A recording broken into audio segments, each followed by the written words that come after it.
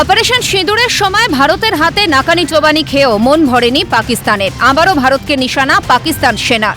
Operation সিঁদুর নিয়ে মিথ্যাচার সামনে আসতেই বিতর্কিত মন্তব্য পাকিস্তানের DG ISPR lieutenant general Ahmed Sharif চৌধুরীর।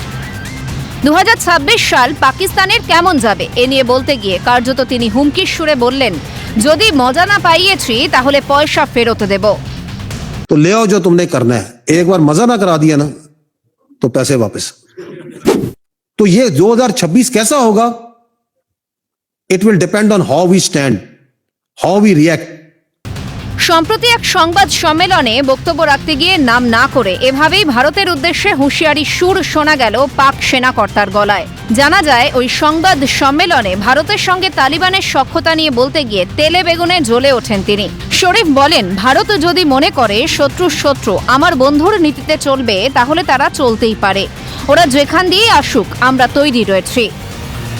वो जो हिंदुस्तान है उसने तो आपको नहीं तस्लीम करना, उसे तो आपके वजूद से बिल्कुल उसको आपके वजूद को तस्लीम करने को तैयार नहीं है। वो कह रहा है enemy of my enemy is my friend. वो कहता है मैं इस तरह भी आऊंगा, मैं डायरेक्ट भी आऊंगा। तो ये जो आपकी तकदीर है ये मेरे और आपके और हम सब के हाथ में है, और हमारी लीडरशिप के पास मुकम्मल क्लैरिटी है, चाहे वो पॉलिटिकल लीडरशिप है, मिलिट्री लीडरशिप है, और हमारे अवाम के पास भी क्लैरिटी है। और मैं हमेशा कहता हूं और हम कहते हैं कि ये पाकिस्तान जो है एक अल्लाह का तोहफा है, इसमें अल्लाह की बड़ी बरकत है।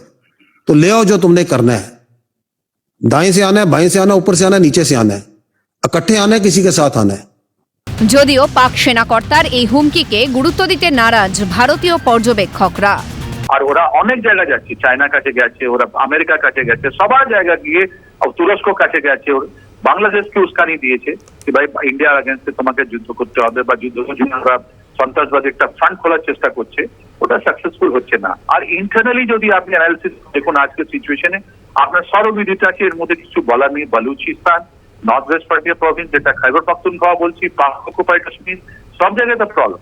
আর ওই যে আর্মি মাঝখানে যে লিডারশিপ নিয়ে প্রবলেম আছে, কেন যে ইনি যে আসিম মুনি নিজেকে ফিল্ড মার্শাল বানিয়েছেন, আর্ম ফোর্সেস একটা কমান্ডার ইন চিফ বানিয়েছেন, ওটাও তো নিয়ে একটা প্রবলেম হচ্ছে, লোক ওকে মানছে না, রাইট? তো এই পরিস্থিতির যদি এরকম ইনি এরকম কথা বলেন, তাহলে তো এটা মানে ইট ইজ জাস্ট এটা রিটরিক, যেটা আমরা বলছি, শুধু কথাই বলে যাচ্ছেন, এর কোনো ইয়ে নেই। স্বভাবতই প্রশ্ন উঠছে যে অভ্যন্তরীণ সমস্যা থেকে নজর ঘোরানোর জন্যই কি এই হুমকি পাক সেনাকর্তার? ভারতের পরাক্রমকে ভয় পেয়ে কি এ ধরনের মন্তব্য? প্রশ্ন তথ্যভিজ্ঞ মহলে। ক্যালকাটা নিউজ।